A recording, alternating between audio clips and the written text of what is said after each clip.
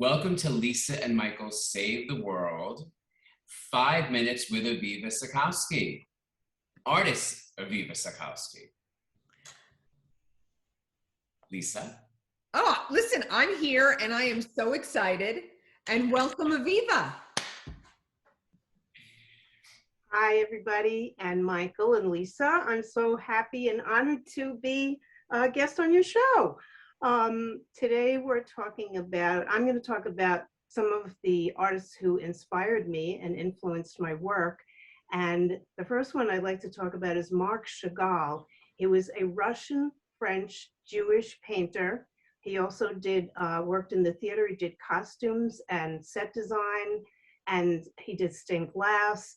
So I had gone to art school at the Museum of Modern Art when I was from like about 9 or 10 to when I moved up here to Rockland. And the Chagall windows were displayed first at MoMA before they went to the Hadassah Hospital in Jerusalem in Israel. So they were on like floor height, so you could really see them, like you could experience the whole window face to face. And I loved his brilliant use of color and his lively, imaginative way of combining different styles. And he had kind of a folkish style.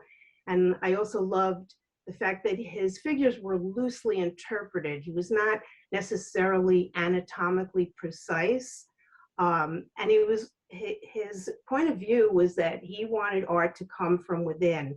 He felt that, well, not that he wanted it, that's how he expressed his art, that he was more of what was in his mind and how could he share that with other people, project his mind and his psyche on his paintings. So he was whimsical but serious at the same time. And his compositions were somewhat dreamlike very often. Aviva, I have a question. Yes. Since you were exposed to Chagall as a child, did he influence you visually as a child? Like, did it reflect somehow in your child drawings as well? Because I know it's representational in some of your artwork. That's a good question. Probably similarly to you, Lisa, I always drew and painted, and we often paint things that are around us, or like you said, if you're a friend of an artist, you're going to be in some of their artwork. But I think that I always did have a whimsical, playful attitude towards my art, and definitely have kept that childlike perspective. So I think I beat it around the question enough to.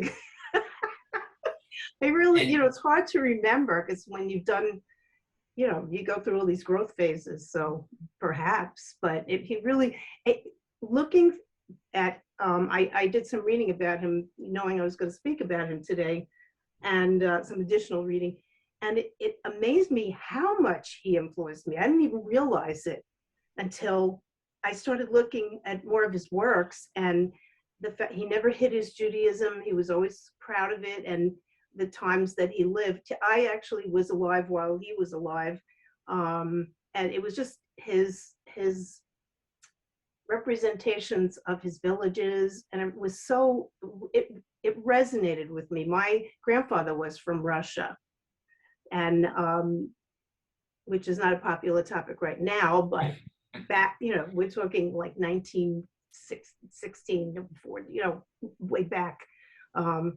So it was, he really stayed with me.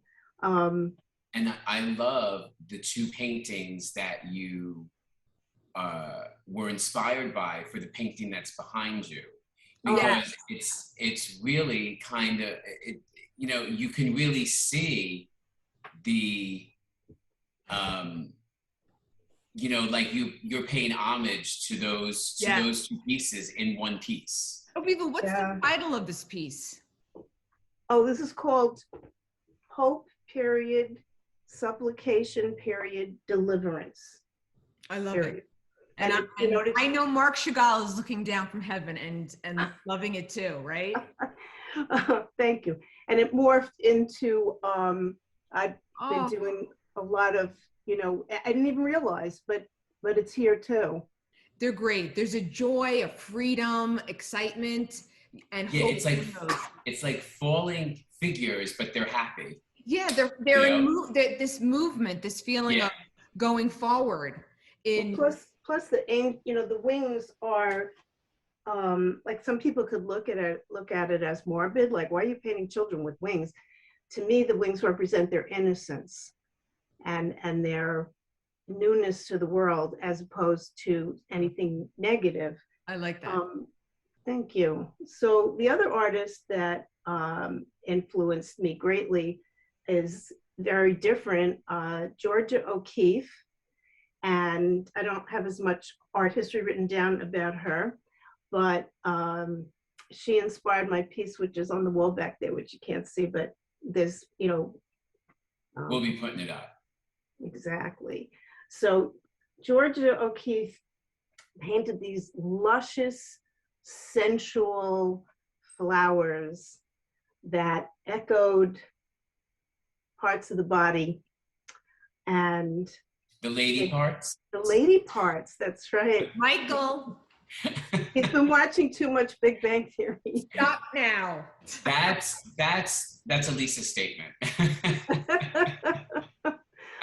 And I loved her colors. I love the fluidity of how she used her paint and the forms, just the very organic forms that she used. I see the connection. Cool. Michael, I see the connection between Aviva's influence from Marc Chagall and her influence by Georgia O'Keeffe. Granted, they're very different art, different mediums, However, there's a boldness in both their works. There is definitely a very strong use of color and form, and there is definitely curves galore. Yes. Yeah, I was really blown away when you sent me the what you were influenced by, but it's not only that you were influenced by these pieces, but the pieces that you did, like I said, they really pay homage to a particular piece of that artist has done, which is really interesting. Because you made it totally your own, but you can see the influence, no doubt. Absolutely. Well, this was great. I love these 5-minute interviews. It's like my favorite dessert, over and over again. Oh, I love being dessert. Could anything really top a dessert? Exactly. Well, for me, art does. That's for sure. You know what? And I thought I knew you.